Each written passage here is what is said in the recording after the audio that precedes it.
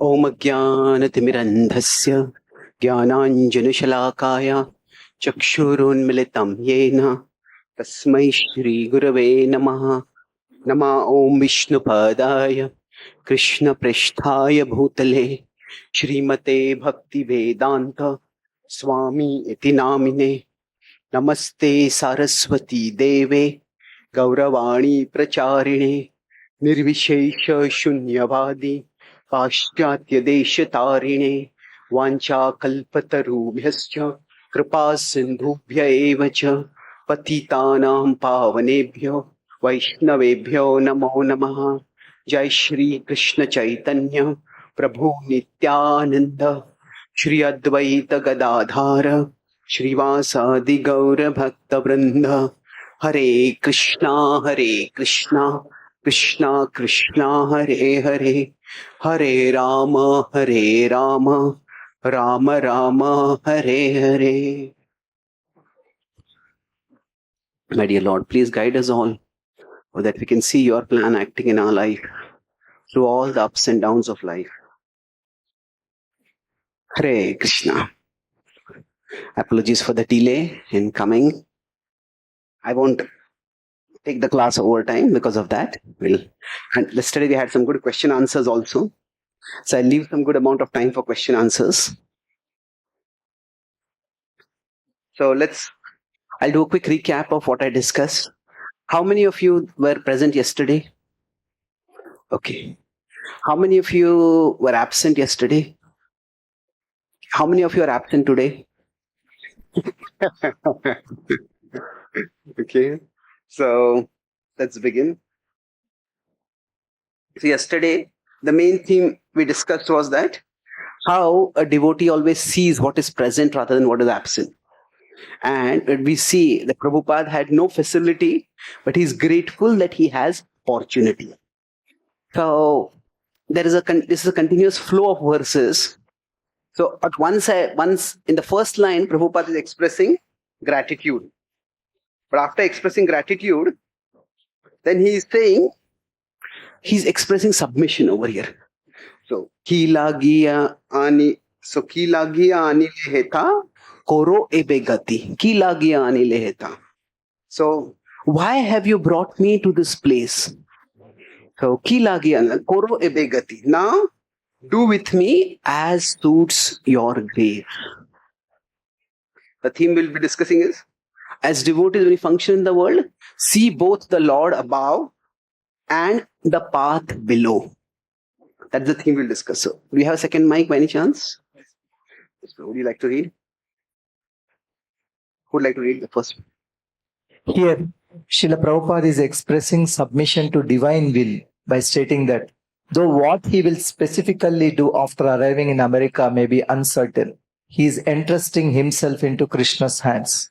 When we learn to see that the Lord above is orchestrating our circumstances and guiding our steps on the path below, our Krishna consciousness becomes an empowering blend of both practical consciousness and transcendental consciousness. Practical consciousness means being aware of our immediate situation and the challenges or opportunities within it. Transcendental consciousness means being aware that the Lord is always in charge. Yes. This combination is what I'll focus on today. That Krishna consciousness is a combination of the transcendental and the practical.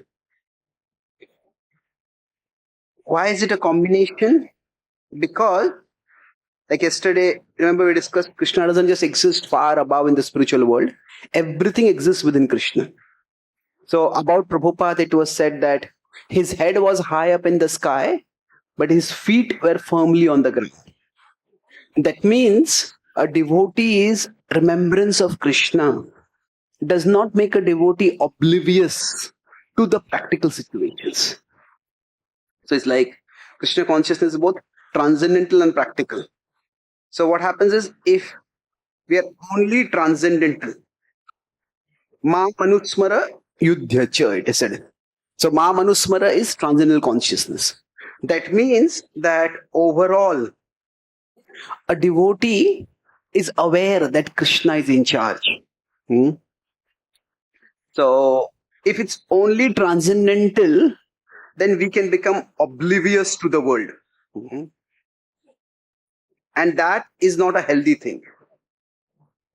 We cannot be completely negligent of what is happening in the world. We have to be aware of what we are trying to do and see whether we are doing it properly or not. When the devotees in London wanted to do Rath Yatra festival, there was, because all the devotees at that time were quite young, there was a competitive spirit among them. So the London devotees, they said, we will do the biggest Rath Yatra till now. So they got the biggest cart. But unfortunately, they did not make the wheels and the chassis of the chariot proportionately bigger. So the Rath was going and it went a little distance, suddenly it collapsed. Nothing happened to the deities. And the devotees, nobody knew what the Rath Yatra was at that time. So one of the devotees got the idea. There were people who knew people were there. There were press over there. The devotees acted as if the collapse was a part of the festival only. But it was a disaster. So the devotees wrote to Prabhupada, this Rath collapsed. Is it because of our poor devotion? Is Krishna displeased with us? And Prabhupada wrote back, it is not your poor devotion, it is your poor engineering. So, we may want to do wonderful things for Krishna, but we have to be aware of practical realities in the world. At the same time, if we are only aware of the practical,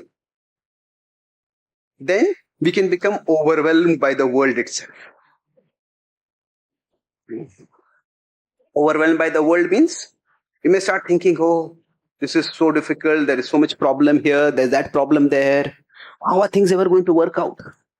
So, because if we look at, say, if we are here, then above us is the spiritual world, above us is Krishna, and in front of us is the world. And in the world, we want to find a path.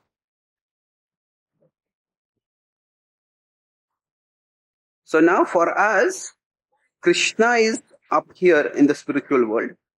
If we look up, but then we also need to look ahead. And for us, both of these are Krishna consciousness. Looking up and looking ahead. So looking up to know that Krishna is in charge.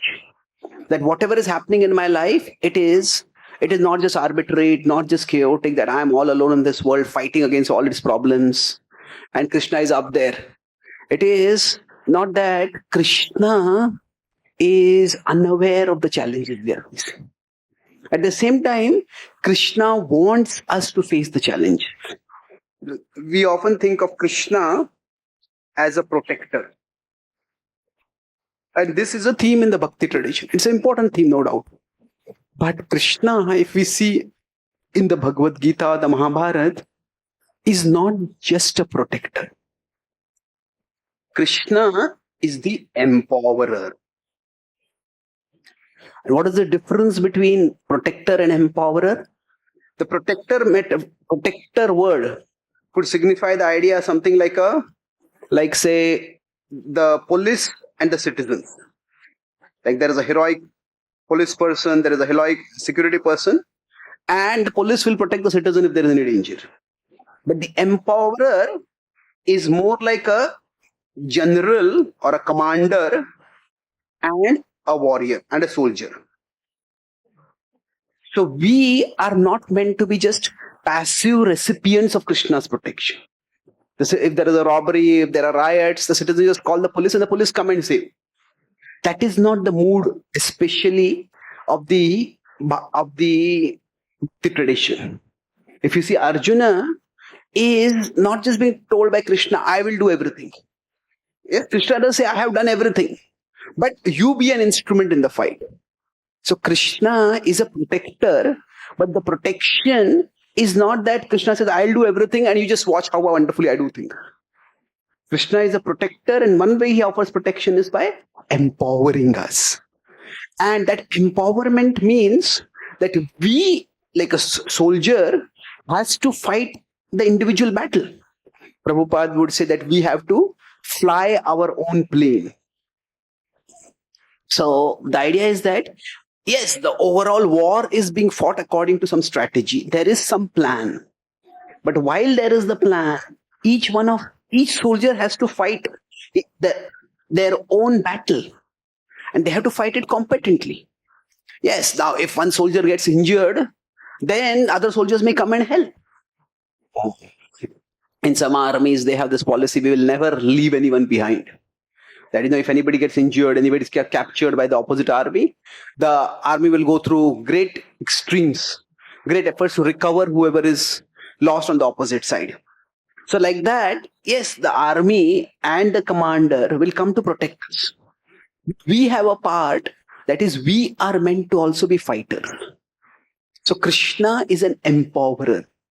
And that's why Krishna consciousness is not just transcendental consciousness. Transcendental means sometimes like a war is happening and there are so many fights going on. The individual soldier may not even see the king, may not even see the general. So, but at the same time, yes, this fight is happening according to a strategy. So we need to be aware of the big picture, that yes, whatever is happening, Krishna is in charge, Krishna has a plan. But at the same time, when we face challenges, we have to face those challenges carefully. We have to be cautious. We have to be responsible. Okay, what is the opportunity over here? What is the threat over here? And how do I deal with it? So, Dadami buddhi yogam tam yena mam upayante. Krishna says, I'll give you the intelligence. But still, it is you who have to make the decisions. So that's why, if there is no practical consciousness, like we have the example of even the Goswamis in our tradition, when the Raghunathdas Goswami was, not Raghunath Goswami, it was, I think, in some of the younger Goswamis, Jiva Goswami, I believe it was, he was doing bhajan, and he was doing bhajan on the banks of Radhakund. And he was so detached, he said, why do I need even a bhajan kutir? But then they saw that Krishna, there was a tiger who had come to drink water, and Krishna was standing with a stick next to him to protect him. Another time the sun was very hot, and Radharani was using her sari to shade him. Now, when this elder Goswami saw this, they said that they didn't actually appreciate him, saying, oh, you are such a great devotee, that the Lord is personally coming to protect you. They said that we have come here to serve the Lord, not take service from the Lord. And therefore, he says, build a bhajan kutir for yourself and do your bhajan over there. So the idea is that practical consciousness, to put in, we often say practical consciousness means we do our part. And we do our part as well as we can. Now, transcendental consciousness means there is a whole plan that is there, and in that whole plan, other parts will be taken care of by Krishna. So I don't have to worry about hundreds of other things. So if we are doing a particular service, if our service is cooking, our service is decorating the deities, if instead of doing that service, you start worrying, okay, this devotee is not doing this service properly and that devotee is not doing that service properly. Yes, sometimes we have that responsibility and we have to consider that also. But we do our part. We don't worry or get agitated about things that are not in our control. So see, God's empowerment. When God empowers us, that leads us to what? That leads us to our becoming good, not our becoming God. Now, what do I mean, our becoming God?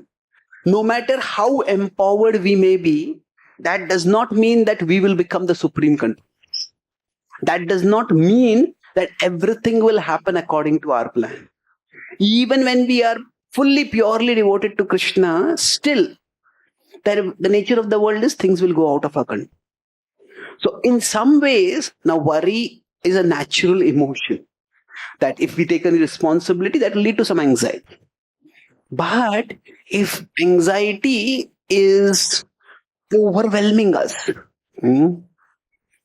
so any serious responsibility we take, We will be concerned, okay, is this working out properly or not? Is the prasadam adequate for the program? Is the facilities good enough? Are the logistics taken care of? Some anxiety will be there.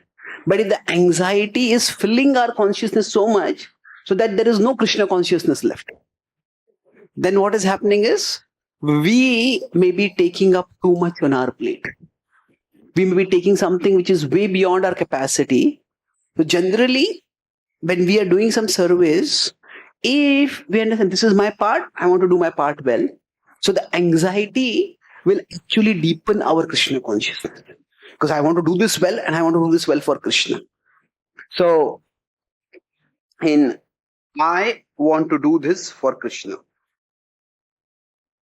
So, if we consider, this can be anything. I want to build a temple for Krishna. I want to conduct this course for Krishna. I want to organize this festival for Krishna. So I want to do this for Krishna. Now, for Krishna is the most important part. Now, sometimes what happens, from for Krishna, I becomes the most important part. And I want to do this. So when that sense becomes too important, then it is not just that the thing is going wrong. Oh, this service is not working out. That service is not working out. Sometimes it becomes a matter of our own ego or our own insecurity. So one service for us is to get things done. But another service for us is to get people engaged in Krishna's service. Isn't it? So now most of us who are serving are volunteers. We want to do everything as well as we can. But in trying to get things done for Krishna, if we get our relationships undone, if we hurt devotees, if we alienate devotees, then what? Then we are not really pleasing Krishna. So yes, I have a part and I can play my part. And I'll play my part as well as I can. But so even for a devotee, like yesterday I said, various emotions will be there. The anxiety can either increase our Krishna consciousness in the sense that we do things responsibly. Mm-hmm.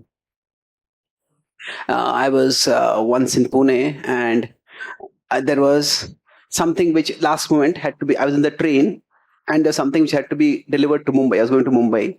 So I called a devotee and he said, can you get it? And yes, I was calling him from home. He came to the station and the train was about to move and he was just gently walking towards the station. Oh, come quickly. He said, I want to be in Sattva Guna, not in Rajo Guna. Yeah, it's good to be in Sattva Guna. Sometimes, we cannot become so attached to Sattva Guna. If the service requires that's oversimplification to say running is in Rajo Guna. You can run in Sattva Guna also. But the point is that the service to Krishna is important. And suppose you have to run to get somewhere, there'll be some anxiety. That anxiety is a part of our Krishna consciousness, isn't it? So anxiety can sometimes increase our Krishna consciousness, but anxiety can sometimes not only decrease, it can replace our Krishna consciousness. Because I'm doing this for Krishna, I will do this carefully. And because I'm doing this for Krishna, I get so worried that I forget Krishna completely. So that practical consciousness and transcendental consciousness, both are important. So now, if you see, ki lagi ahani leheta, koro ebe gati. Now, my dear Lord, whatever you want me to, what to do with me, you do it. So what is this expressing primarily? Is this practical or transcendental consciousness? Transcendental consciousness, isn't it? You do whatever you want with me. This verse is expressing transcendental consciousness. But we will see in the subsequent verses, Prabhupada will also express practically what he plans to do. He has come to Krishna, come to America, and that's an act of great faith and surrender. But at the same time, he has a plan. So we'll look at what his plan is. But broadly, this theme of so let's move on. I'll not read the whole thing. Would anyone like to read this last two paragraphs? Last paragraph. in the subsequent prayers. No, the previous one. But if we have both transcendental consciousness and practical consciousness, then transcendental consciousness will keep us faithful and calm, and practical consciousness will keep us resourceful and alert. Yes, that's right. So if in between these two, we go back over here, we want both. So transcendental consciousness, what it will do is, it will keep us calm. Calm and faithful.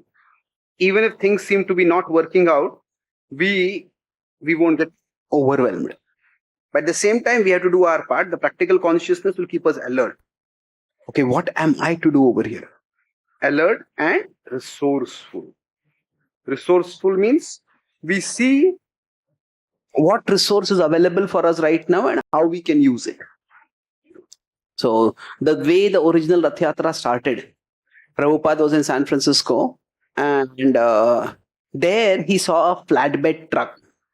That is, he was in the place they were staying was on the first floor. Prabhupada was walking, saw a flatbed truck, and when he saw that truck, normally truck has its side walls which are up. This had been sometimes when they are moved out, then it's called a flatbed truck. So he saw that. He said, hey, we could put Jagannath on the flatbed truck and we could have a Rath Yatra. Now, how many people see a flatbed and think of that is a potential Jagannath run? That was Prabhupada being resourceful. What is available, we use that in Krishna's service. So a devotee needs to be alert and resourceful to see what can be used. So that example is Prabhupada was also faithful. Yes, this can work out. This is also he's Jagannath. And we can have a Rath Yatra over here also. So let's take one more. Any questions at this point? Yes, Prabhu.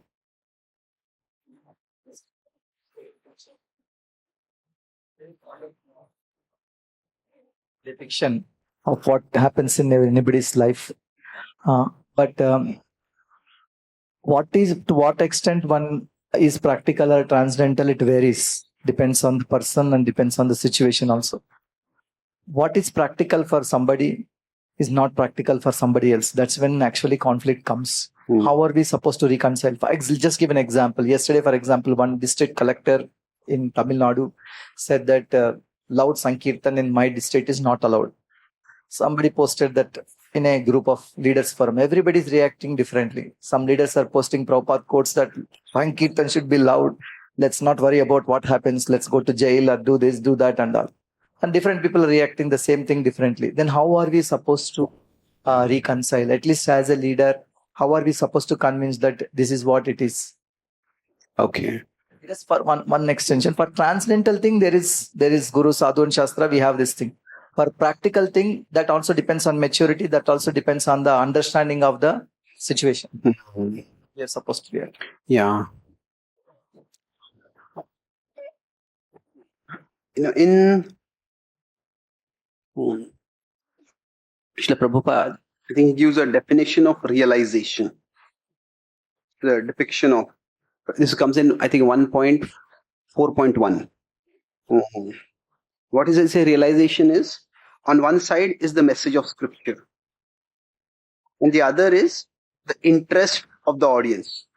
Now, interests can also include their needs, interests, concerns, expectations. So he says that we should be able to present the message of scripture in a way that is interesting for the audience. So that is interesting for the audience means that people should be able to connect in a appreciative, in a positive way. So let's consider Sankirtan now. Now, yes, our tradition is Sankirtan is loud and public. But we also have the example that when in Bengal, the devotees had come for the first time, Western devotees, and they were doing Kirtan on the streets. So they came and reported to Prabhupada that people are throwing coins at us. See, in India, at least in Bengal area, Vaishnavism was sometimes seen as a poor man's excuse for begging. So it happens sometimes people sing some songs and then you throw some charity, you throw some coins at them.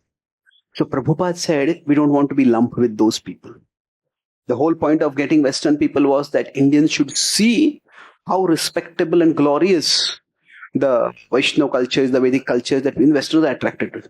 So Prabhupada actually told devotees, don't go around now for some time.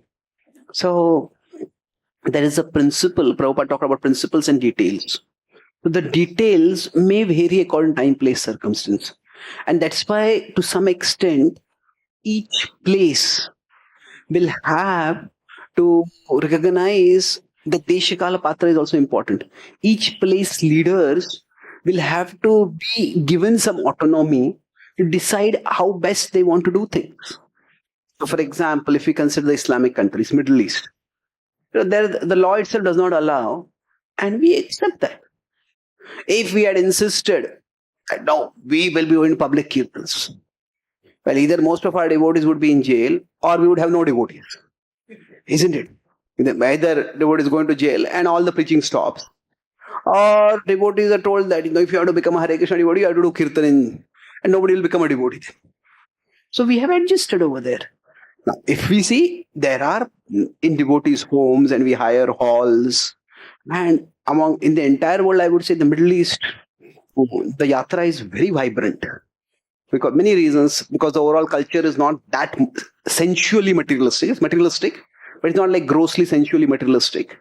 And Indians, Hindus cannot mix with the broader culture over there. So there is not much to do.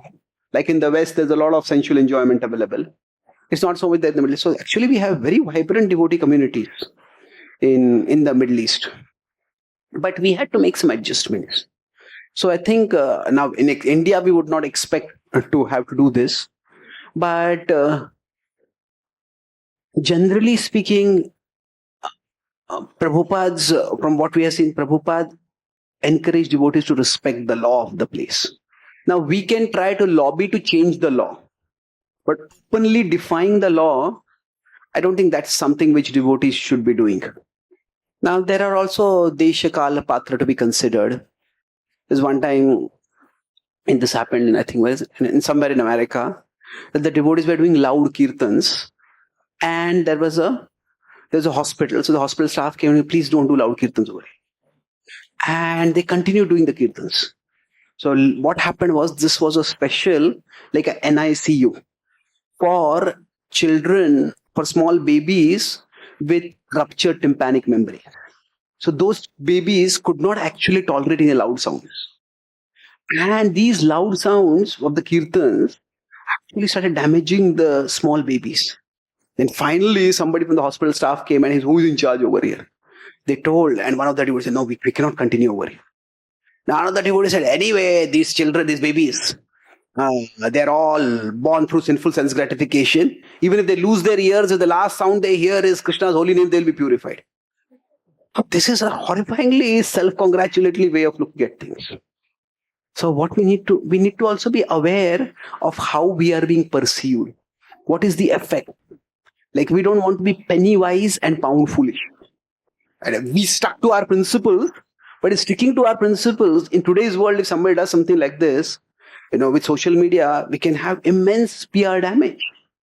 So, broadly speaking, in the Mahabharata, when the question of dharma comes up, what is the right thing to do? So broadly, there are three criteria. What is the content of what we are doing, the intent with which we are doing, so what we are doing, why we are doing, and what is the impact of what we are doing. What is the effect of what we are doing? You could use the word consequence, but sometimes the word consequence slightly always has a negative term.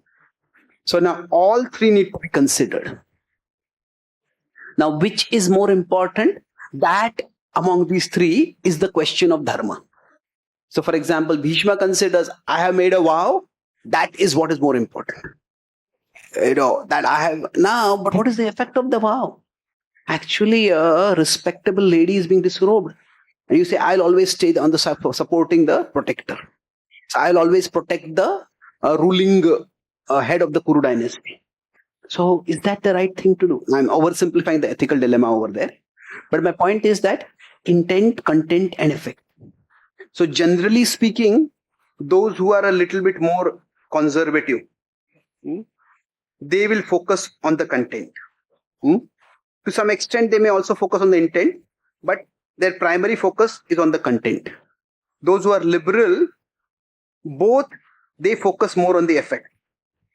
And how is this being pursued by society? Going back to this earlier thing, The conservatives, they are concerned with scripture. Are we following the tradition? The liberals are more concerned with the effect. Are we connecting with the audience? Are we alienating with the audience? Are we alienating the audience? Now, ideally speaking, every movement requires both conservatives and liberals. Now, it either can go too far. So we have to make sure that the conservatives and liberals, what happens is for both of them, quite often the intent is good, but neither looks at the intent. Both look at what is being done or what is the result of what is being done. And how can you even consider changing this? This is what our tradition is. How can you even consider doing this? Can't you see what is the effect of what is going on? But if we look at the intent, both may be well-intentioned. Now, it's not that always everybody is well-intentioned, but generally, most people who are trying to do something for the service of Krishna, they are well-intentioned. That's why if there is like what is the right word? Honest, non-judgmental, candid. No, if there is a respectful discussion, we can respect someone without necessarily agreeing with them. Can say, I respectfully disagree. But there is a basic respect. There must be some reasoning why you are thinking about doing this. Let me understand your motivation. So sometimes without understanding the motivation, we just jump to the action and condemn the action. And that is where it becomes very problematic. So I think that's why communication between devotees, if that happens, that's very helpful. Did I answer your question? Thank you. Any other questions? Okay, let's take one more verse.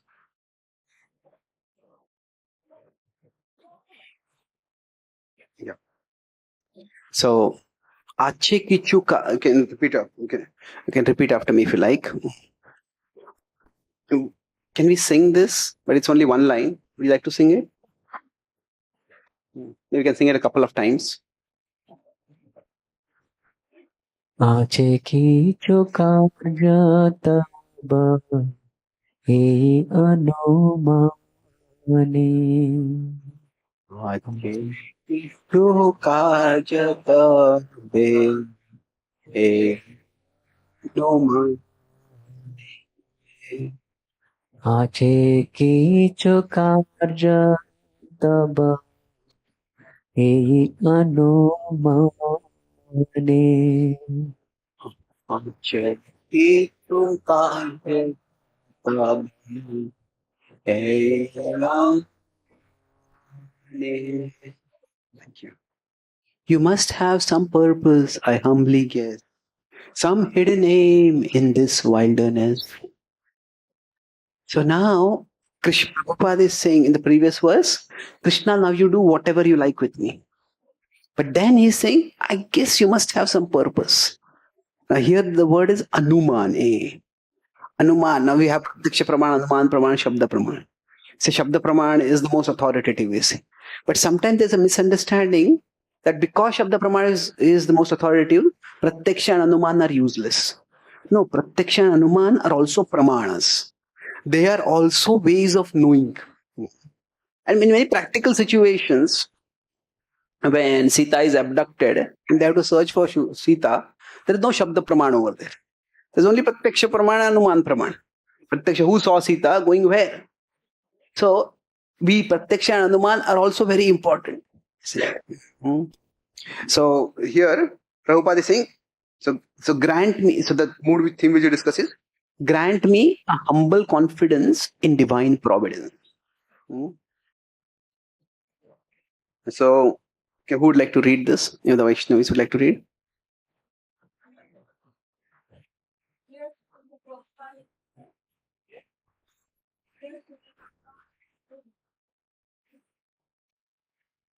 Here, Srila Prabhupada expresses confidence that Krishna has some plan, while also acknowledging that he is drawing an inference. Even when we are purely and fully devoted to serving our Lord, even when we are convinced that what we are doing is exclusively for his service, there may still remain some uncertainty about what exactly Krishna wants us to do at any given moment. Yes. So now this is a very important point, that this anumane. Now sometimes the anuman might be translated as speculation. And speculation is not something which is wanted. But when we say there is Krishna's plan, Krishna has a plan. It's important to have that faith. But at the same time, we can go toward two extremes. One is full certainty. This is Krishna's plan, and what I am doing is Krishna's plan. Some of the worst things in the world have been done by people who were convinced that they are doing God's will. Like terrorists, for example. They may kill innocent people and they think that actually this is Allah's will for me. Now, this is not just in one particular religion.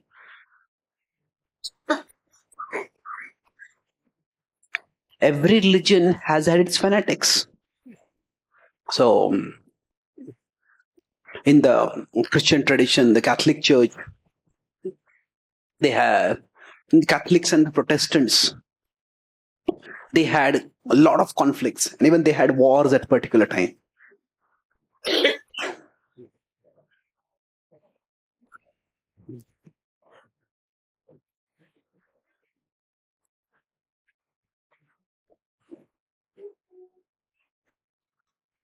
So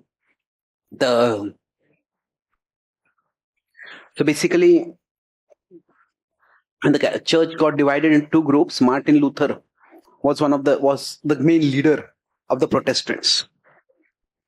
And when Protestantism was growing, so for example, some countries like say Germany, France, UK, they became Protestant. Italy, Spain, Portugal, they remained more Catholic. So both of them eventually tried to colonize the world, and they went to different parts. So Portugal, for example, colonized Goa.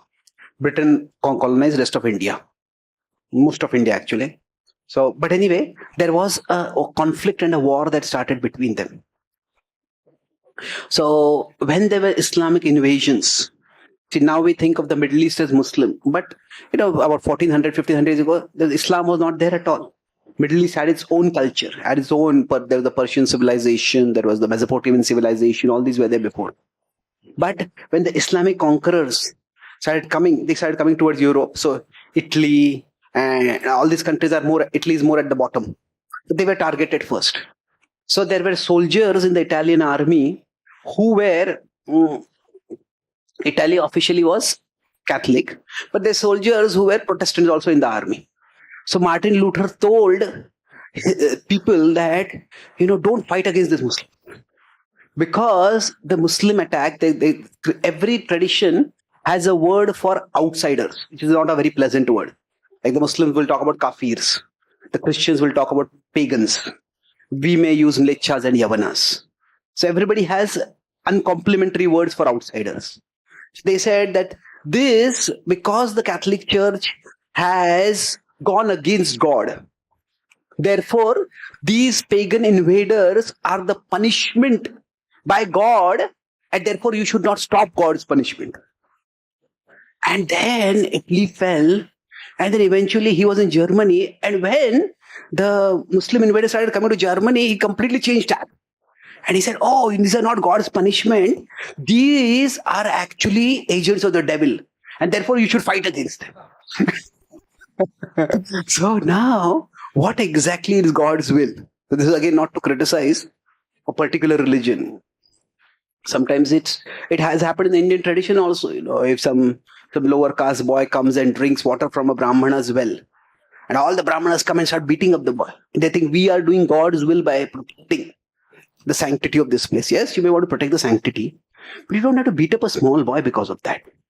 So what happens is that sometimes the certainty that what I am doing is God's will can actually steal our our basic morality, our basic intelligence, and we can never know with absolute certainty that what I am doing is God's will. What I am doing right now is God's will. We see Prabhupada had such dedication, such devotion, that at the age of 70 he went to America. But we also see that Prabhupada was always open to learn. When Prabhupada was writing Back to Godhead magazine in India and he was distributing it, a postman told him that, Swamiji, that you are writing magazines, people will read magazines and throw it away. If you write books, those books will be preserved for a longer time. Now, Prabhupada did not say, who do you think you are? Don't you know who I am? I am a Mahabhagavad pure devotee. I am a sannyasi. Who do you think you are instructing? Prabhupada did not go on ego trip. Prabhupada evaluated that based on merit. Yeah, this makes sense. And Prabhupada accepted that. When Srila Prabhupada came to America, it was mostly the Western outreach, was the practical aspect was led by his Western disciples. When Prabhupada came to New York, he eventually ended up on the Lower East Side. It is how he ended up there, we'll discuss later. But then the devotees told him that the counterculture is over here. Counterculture is also there in San Francisco. San Francisco and New York are the opposite sides. Like a flight takes almost 4 or 5 hours to go. They said, we will go there and preach over there. Prabhupada said, okay, you go there and you make some arrangements, I'll also come over there. So Prabhupada was never claimed to be omniscient. And I know everything. If his disciples gave some suggestions, he evaluated them based on merit. And he sometimes said yes, mostly, and sometimes he said no. One time the devotees, when they were doing Harinam, they started going to nightclubs to do Harinam. And now it was like just they thought we are having some music.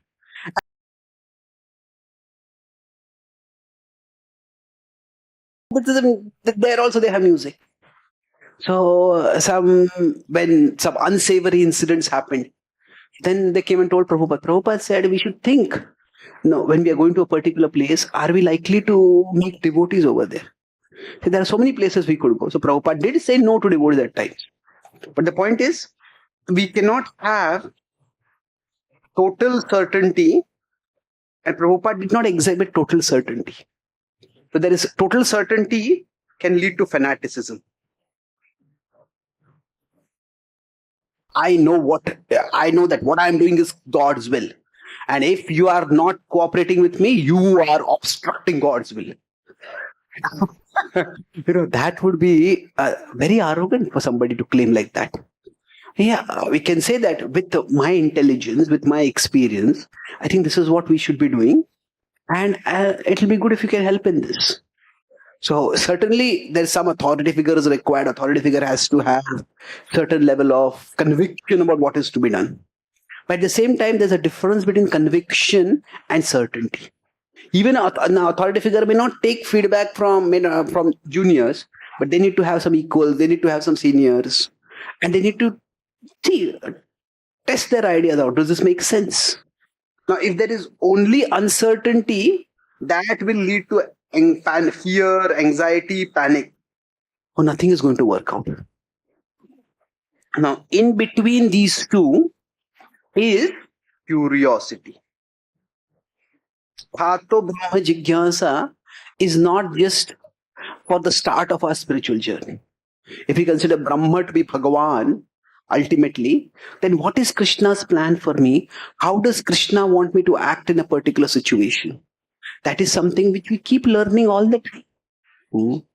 So we keep learning all the time and we keep exploring.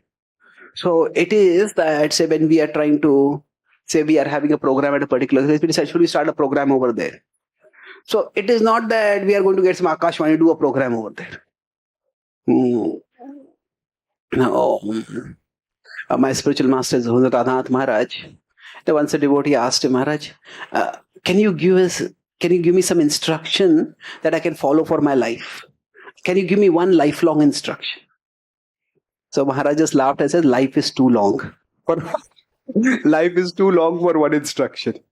So basically, one devotee couple came to Maharaj and said, Maharaj, we have decided not to have any children. Can you please bless us? So Maharaj says, whenever you decide to have children, you have my blessings. So now my understanding is that, that yes, we may be given one instruction, but life is very complicated. And sometimes that instruction may not just be doable for us. So if that instruction is not doable, a devotee should not be burdened with guilt. Oh, I am not able to follow my spiritual master's instruction. So there's a broad instruction that is given. Bhaktivedanta Thakur told Prabhupada to preach in English language. Now he said, preach in the West, preach in English, preach in the West. But Prabhupada used his intelligence and initiative to see where in the West should I go? How should I preach? So that's why that as devotees, when we are trying to serve, we definitely want to have confidence.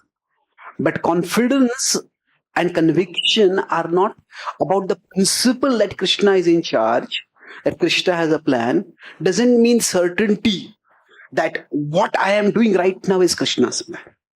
Yes, I am doing what I can, and sometimes I use my intelligence, sometimes we learn from experience. Srila Prabhupada himself tried many things, and some things did not work. Now, some things did not work. Does that mean that Krishna's plan has failed? No, Krishna's plan works in multiple ways. So curiosity is here. When we're talking about curiosity, it's not just intellectual curiosity. What I'm talking about is like openness of the heart.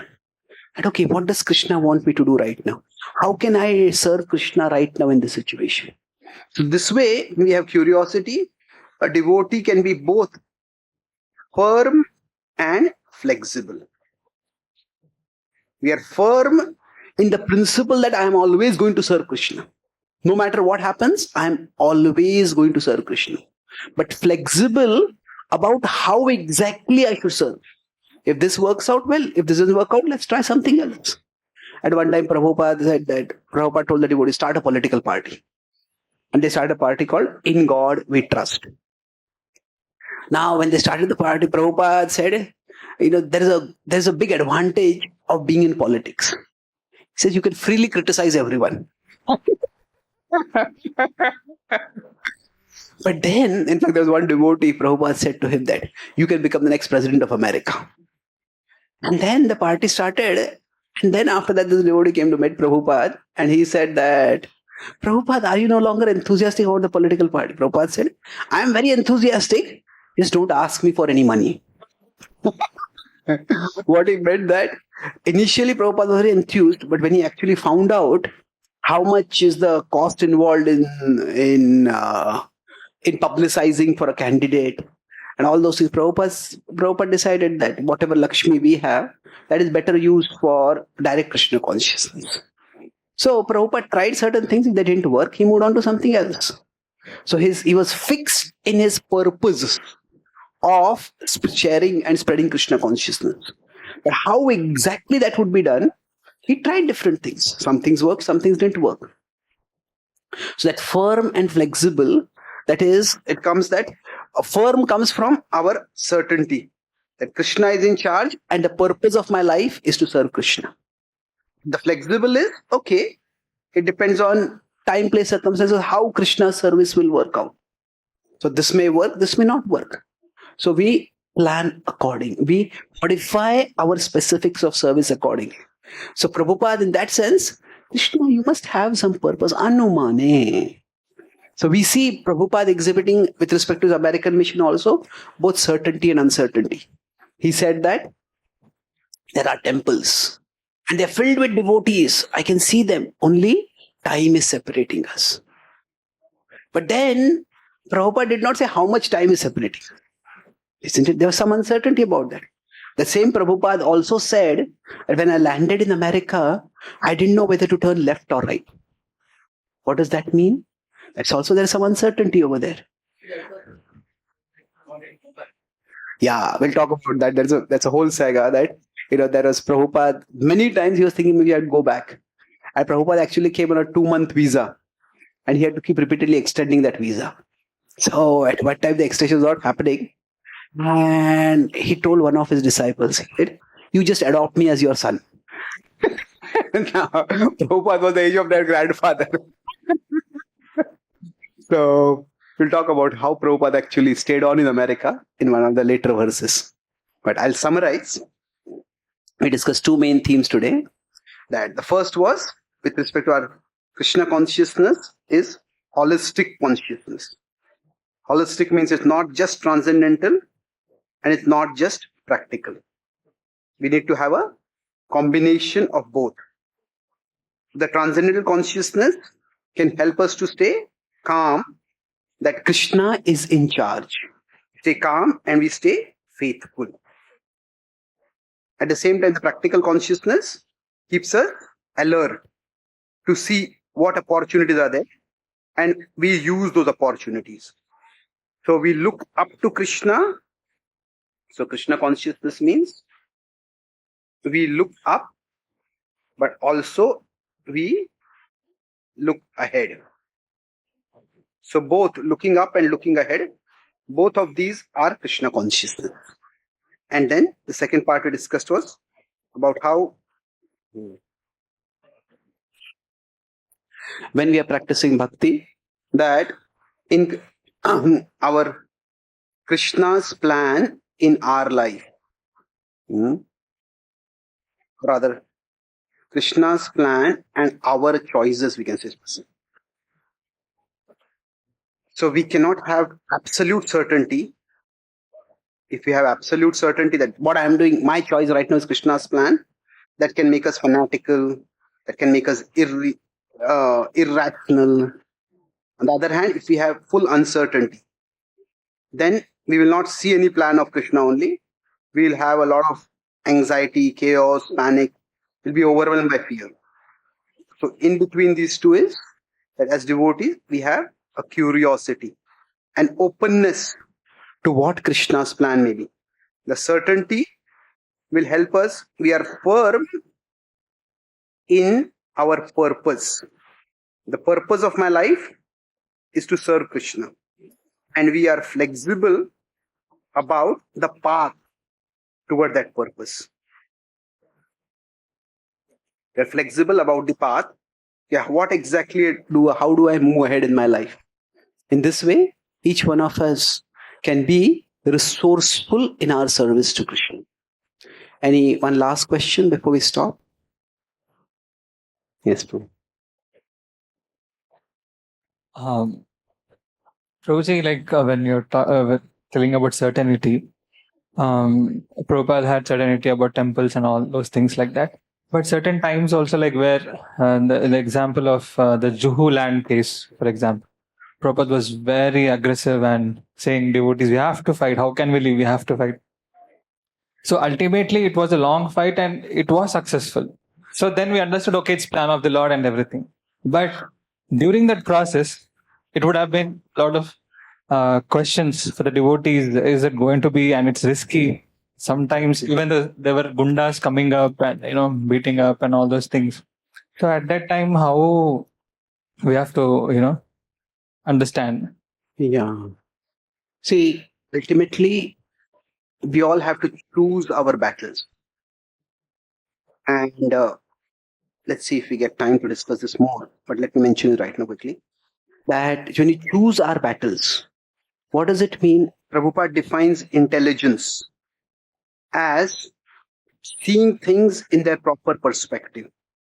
That means to know what are the big things and what are the small things. So if we say proper perspective, sometimes if we take a selfie photo, the person who is taking the selfie, they come very big and everybody else comes small. And sometimes that may look attractive, sometimes may not look attractive. We say, I don't want a selfie, I want a normal photo. So what happens? Proper perspective means we understand what is how big and we are able to see it accordingly. So in 10.45 in Bhagavad Gita, Prabhupada defines intelligence in this way, to see things in their proper perspective. So now what is a big thing and what is a small thing? That has to be carefully assessed. And sometimes if something is a big thing, we may be ready for a big battle for it. So for example, if continuing example, two situations. We have Juhu and we have Jhansi. Now in Jhansi, when Prabhupada had a land, Prabhupada had already announced the start of an organization. In fact, I think the governor of that place had also come for the inauguration. So it was quite a grandiose celebration that had started it off. But then the local people turned against him. And then Prabhupada had the land deed. Prabhupada could have fought in court. But Prabhupada decided it's not worth it. Now, there are three reasons. One is that Prabhupada felt that the people themselves his supporters themselves who were there, they were more religious than spiritually committed. So they wanted a place for doing some rituals and some puja. They're not really interested in learning philosophy and sadhana properly. Second was that he felt that Jhansi is not a very big city. Bhaktivinoda Thakur wanted temples primarily in big places. In fact, he had invited one of his godbrothers to come and see over there. And his godbrother said, yeah, this is good. But he said, our Guru Maharaj wanted temples in big places. So Prabhupada continued on the project at that time. But eventually he said, let's stop it. When the opposition came. Third is, Prabhupada felt that this is the result from the fight would not be worth it. Because it's a small place, because there are not so many committed followers. But Juhu was very different. So Juhu was, it was a very important place. It's Mumbai. Now we know how strategically important that place is. Then Prabhupada also had resources. Prabhupada had people with him who could do things for him. And while Prabhupada was actively involved, in Jhansi, Prabhupada would have had to spend months and years in a legal battle itself. So Prabhupada's situation was different. So the place was much more important. The Prabhupada had followers who could do things for him, his own disciples. And Prabhupada also had life members who had connected with him. So basically he felt this was an important battle to fight. It was also a winnable battle. And now ultimately we don't know what Prabhupada's mind was. But we can look at his words and see what he has said. So choosing our battles is important. And sometimes somebody may decide this is a battle. No matter how difficult it is, we want to fight it. Somebody else may decide, okay, this is not this important. So I think there is a room, there is a certain a room for individuality. And Krishna's plan can be different for different people also. So because Krishna does not want to take away our individuality in the name of surrender. We surrender to Krishna with our individuality. So some devotees may feel very inspired, say, to do something like a farm project. Now, sometimes the effort required in the farm project may be huge. And you may say, okay, what are the results? How many people are going to become devotees by this? People may not. But then Krishna inspires different people in different ways. You may feel, this is what I want to do, no matter how difficult it is. Now, somebody else may say, okay, we want to share Krishna consciousness. How much is Krishna consciousness being fostered by this? We don't want to do this. So it depends upon, to some extent, the individual guna karma also matters. Individual disposition, we can say guna is disposition, karma is the position. So it depends on that also, whether a particular thing is being pursued or not. Okay, that's my broad answer. Okay. So thank you very much. We'll continue. Sorry? One more question. Okay. You want to comment something, Prabhu, on this particular body? Question. Okay, sure. Any other question? Yeah. Yes, Prabhu, you want to comment something? Yes. In his kirtan, all questions are answered. Yes, you want to ask him? Yeah. Who had it? Yeah, you had. Yes.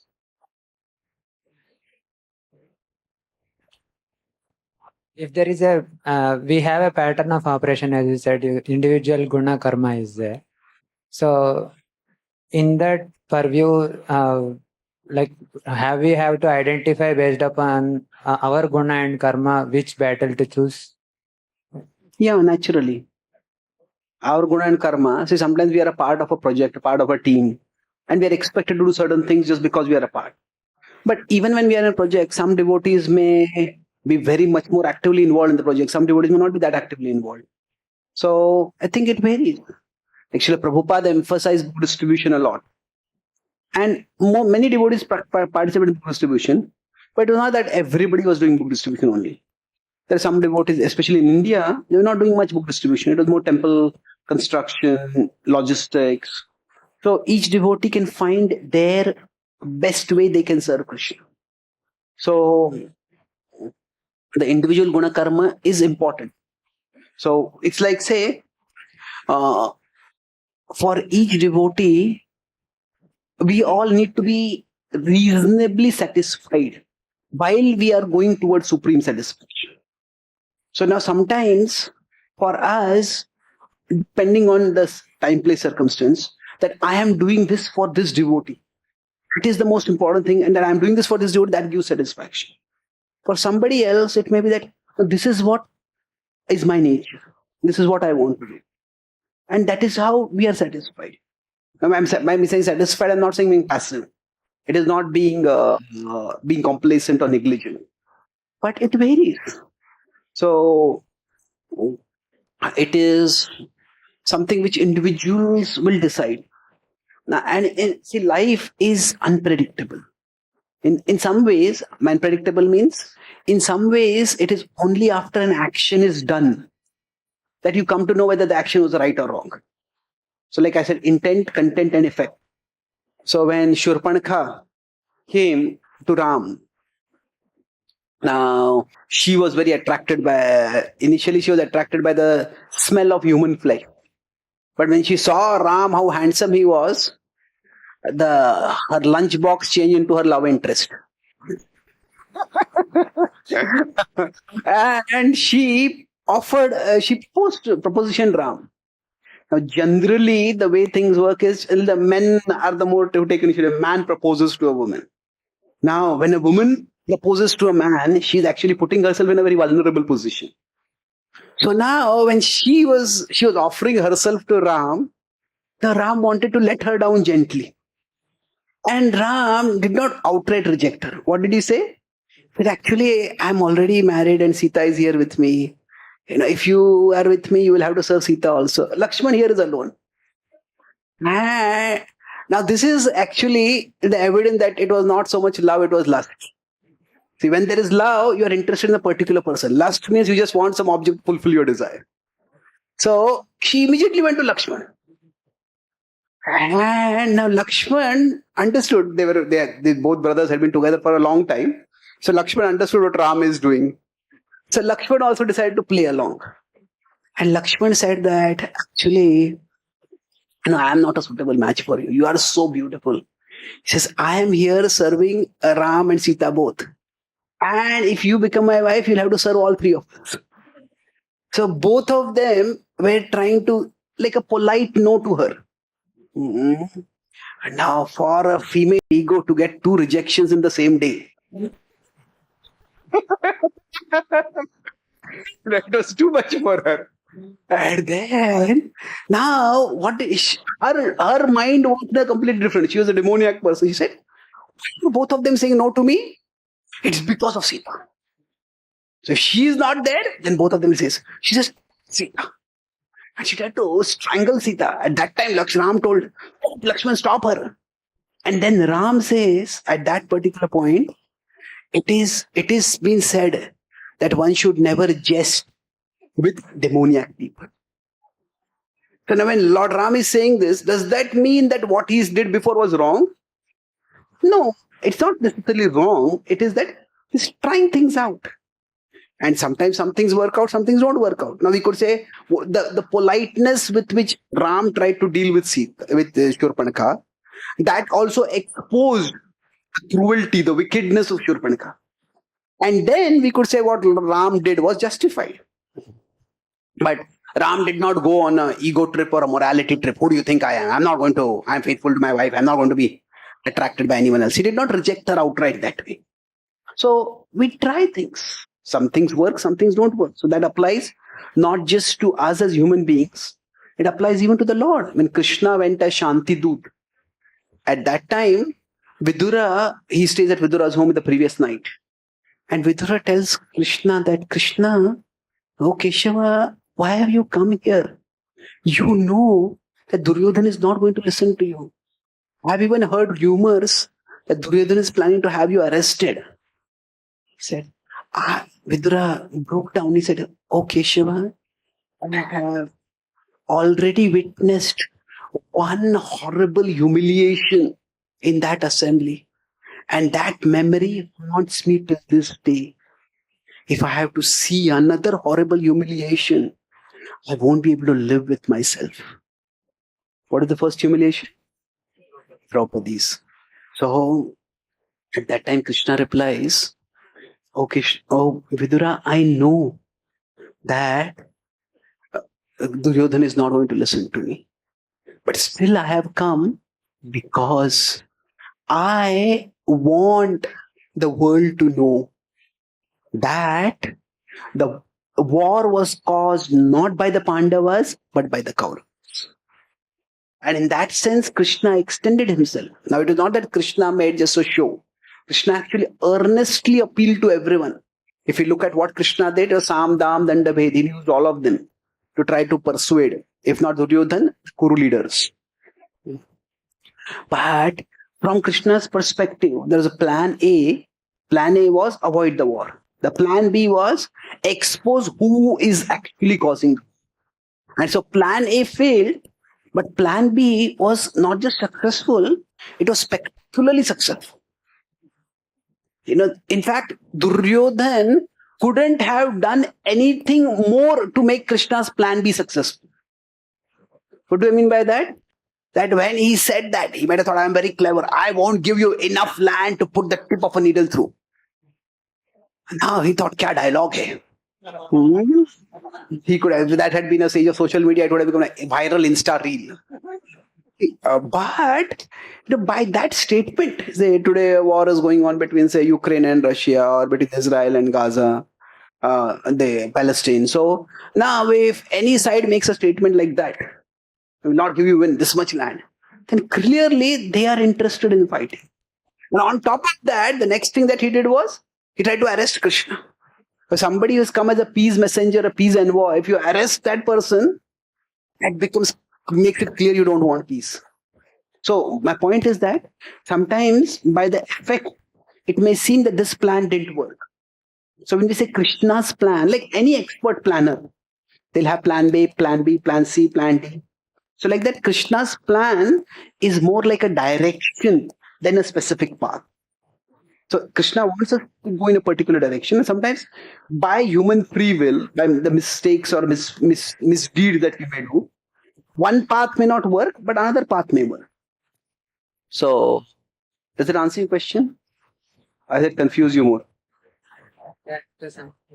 Great extent. Okay. Thank you so much. Prabhupada ki jai, Shri Krishna Bhagwan ki jai, Gaur Premanande, Hari Hari Bol.